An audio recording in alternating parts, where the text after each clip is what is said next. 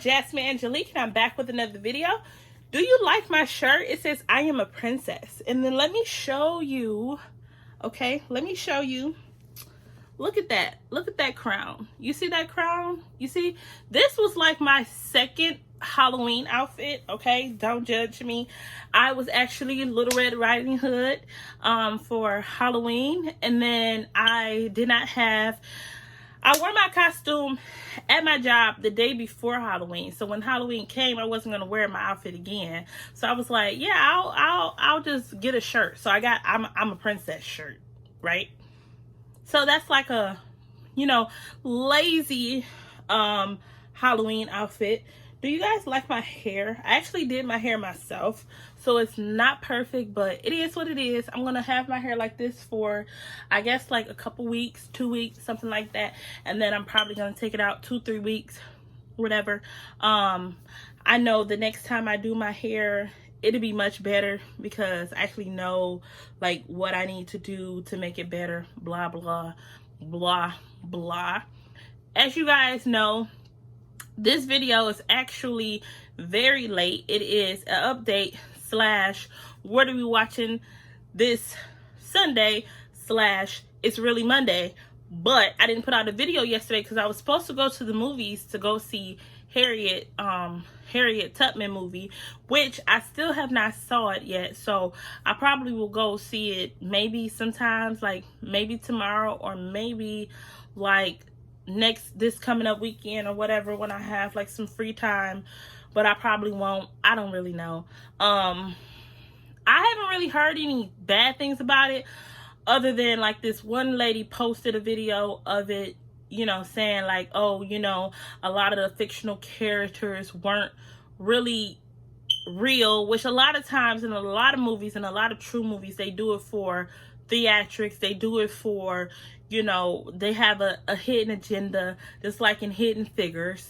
You know, they had that white savior moment where, you know, you had Kevin Costner, I think that was his name, about to eat these little Second Nature peanuts or whatever. I guess it's a snack, but it got like 270 calories, right? So you have that white savior moment in the movie where he's like tearing down the signs on the wall and saying like, you know, everybody can use the bathroom, and that shit probably didn't happen, but we know that. But the movie was still good, you know what I'm saying? But like, you know, this one lady was saying something about it being a black man who was a slave catcher. He spent his whole, my thing was, she dogged the movie, but yet she went to see it. So if you're truly tired of seeing, you know, these race baiting type of movies, why go see it? You know what I'm saying? Why waste your money if then in reality all you're gonna do is go back for views? Because there are people who follow that same mentality, and I get it. And I'm actually gonna speak about that, but I'm not gonna just totally diss a whole movie, because even though some of it is fiction, some of it needs to be taken, like, you know, my friend used to tell me, you chew up the hay and you spit out the sticks, right? So you take what you need and you take in what you don't need, or what sound like some bullshit to you, you know, throw it away.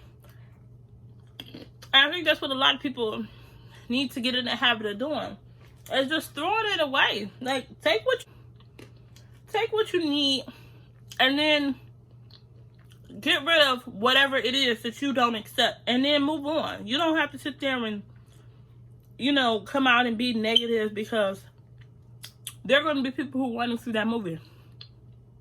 There are people who don't even probably know who Harriet Tubman is. Let them enjoy the movie. You know what I'm saying? Let them take what they need to take from the movie, because in reality, we can't sit there and say without a shadow of a doubt that there weren't black men out there capturing slaves, just like there were white men out there capturing slaves. Like, we can't say that because we weren't there. But anyway, that's my little rant when it comes to the Harriet Tubman movie. I'm definitely going to see it, and I can't wait for Queen and Slim to come out. I'm going to be right there Like, as soon as that movie come out, I'm going. I don't care. I ain't waiting. I'm going. First thing, check, right? So, you know,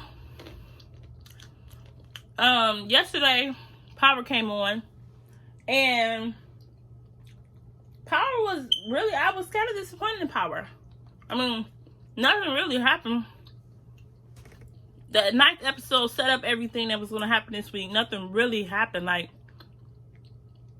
I mean, Drake's still a punk ass nigga. He's still snitching. Nothing changed. You actually had a scene where Ghost and Tommy, I don't even know where the fuck did Tommy go. Like, can you guys tell me where Tommy went when they had got in that shootout at the thing? Because I remember he ran in the building. Ghost ran in the building like shortly after him. And then he saw a dude laying on the ground. But where the fuck did Tommy go? You know what I'm saying? That part was kind of confusing to me. He just disappeared. Like, that ain't make no sense to me. But whatever. It's TV. Then, what happened? So Ramona, she thinks she about to get some from Ghost. But Ghost got shot before that. Which I probably should have said that to the end. Because that happened at the very, very end. And by the way, who shot Ghost? Who shot him? Nobody knows. Nobody knows. If you guys, I think the top 3 people that probably shot him, and if it's one of these 3 people, y'all owe me $1 and a like and a share. So, everybody's saying it's most likely Tariq. But I really don't think it's Tariq, because I feel like that's just too easy. That's too easy. And then you have Councilman Tate. You have Paz or whatever the fuck. The girl from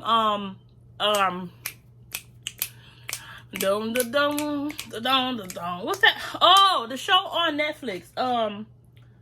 The Orange is the New Black. What's her name? Sister. You have Tasha. You have Tommy. Because, like, Tommy disappeared midway in the season, and then we saw him, midway in the episode, and then we never saw him again till the very end. And then you have Dre. You have the white dude. Sax. I don't know. And then you had a detective standing outside the club when she heard the gunshots. I don't know. So the top 3 people I'm going to say, just because everybody else been saying it, is Tariq.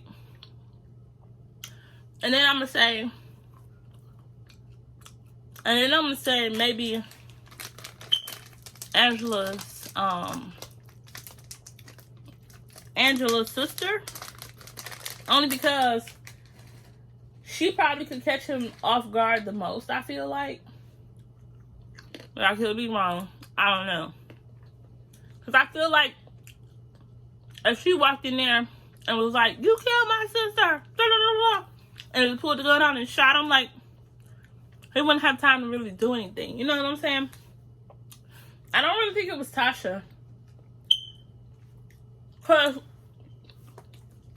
when I saw it, it was Angela's sister that was directly across the street. It was the white dude that was already across the street. Everybody else was still, everybody else was still, like, trying to get to the fucking bar. Right? Sorry. Everybody else was still trying to get to the bar. So I'm like, who shot him? I don't know.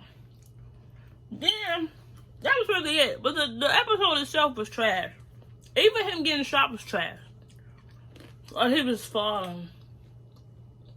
Like, he wasn't even, like, it was just stupid to me. But whatever.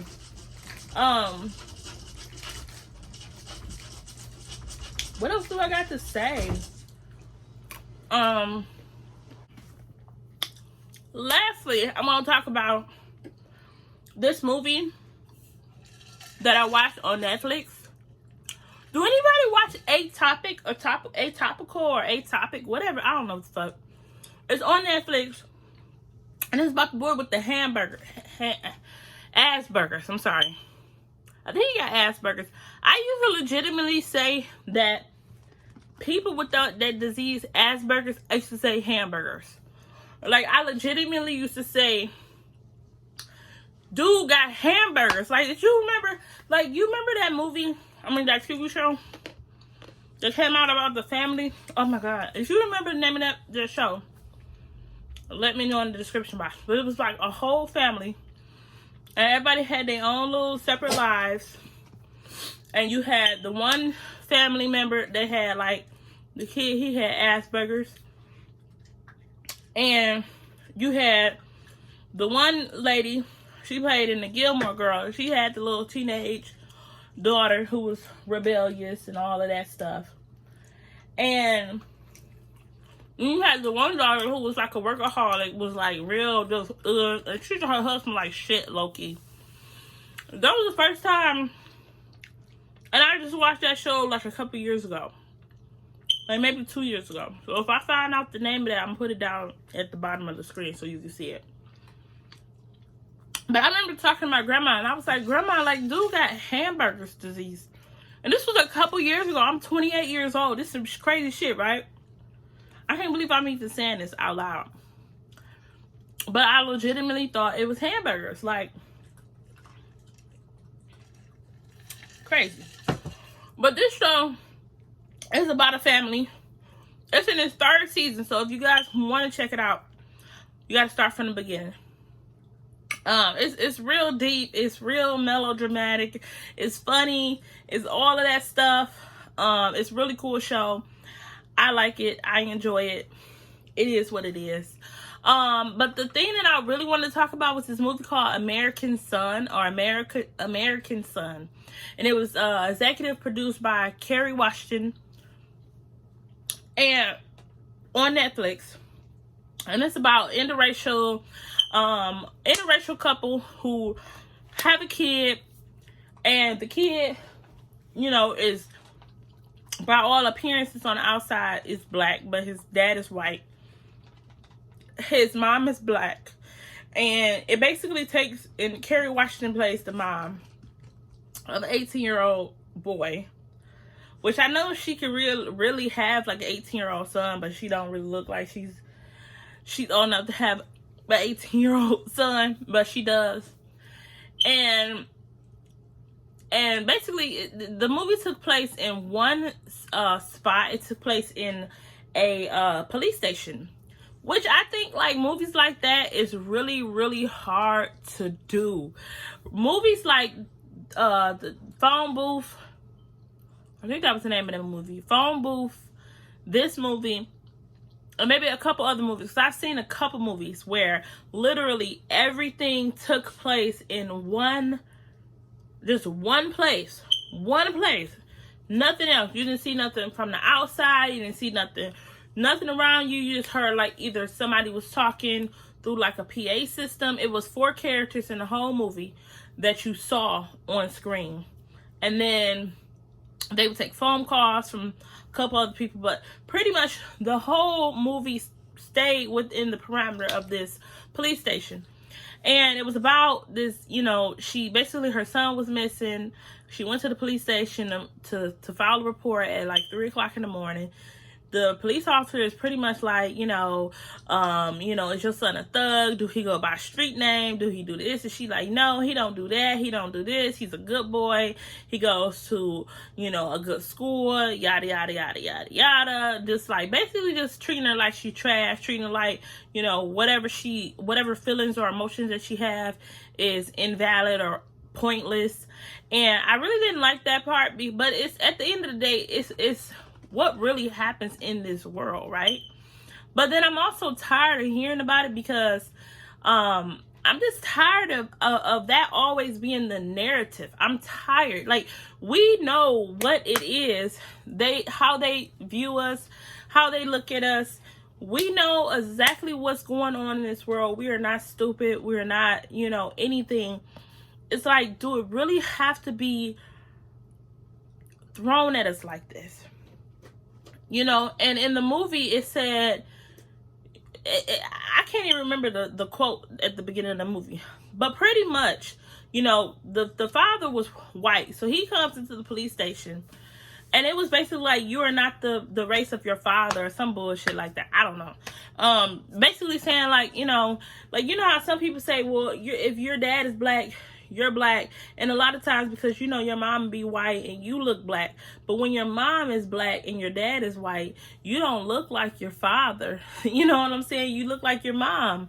And a lot of times, they don't listen to black women anyway. And it's crazy because, especially in the black community, black women are always the ones that is out in the forefront to, if something happens, it's very rare that you see a father figure, being an advocate for their child, and especially like a black father figure. You never really see that, and their actual father. Like you may see a brother, or you may see, like an uncle, or you may see an older brother, or you may see a grandpa, but you never really see. That's not really narrated. So in the movie, I 100% got the disrespect that she received from the cop, because the cop was basically just like, I'm not really fucking listening to you. And the part that really got me out of the whole movie, I would say go see the movie. I mean, if you got Netflix, you ain't missing. I mean, you ain't losing nothing. You ain't paying for no ticket or nothing, It wouldn't hurt to see the movie. But I wouldn't, if this movie was in the theater, I don't think I would, knowing what I know now, I don't think I would go see the movie. But the part that really stood out to me was the part where, the police officer wouldn't give her any information whatsoever. And when this white guy walks into the precinct, and he says, well, yada, yada, yada. And the cop like, oh my God, I'm so happy you're here. She went from zero to ghetto in like 20 seconds. And she's just outraged. And she's just all these things. And he like, dude, I'm here to find out about my son. And her son is his son, and then he's looking stupid. And the crazy part was, he's being chummy, like the father is being chummy, and the mom like, what the fuck you being nice to him for? He ain't listening to shit I had to say, but he listening to you.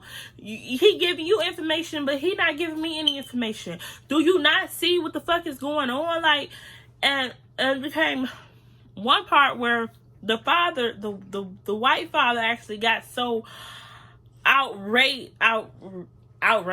or whatever, enraged, I'm sorry, where he had to end up getting arrested,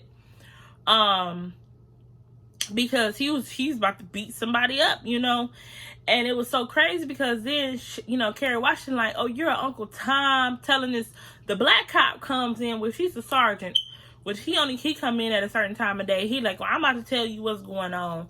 She like, you are Uncle Tom, you defending this white cop, yada, yada, yada, yada. But the cop happens to be black. That shot and killed her son. And that's why, like, it's always about color. Because, see, that blue lives matter stuff is real. And she like, oh, you Uncle Tom, blah, blah, blah. He like, it'll sound better, you calling me Uncle Tom, if I didn't arrest your white husband. So, it was a lot going on. It was basically just dialogue that you had to, like, follow. But the movie was interesting. It was what it was. Anyway,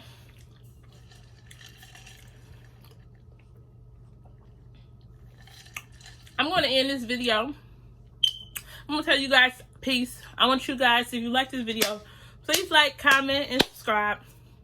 Alright? So, there you go.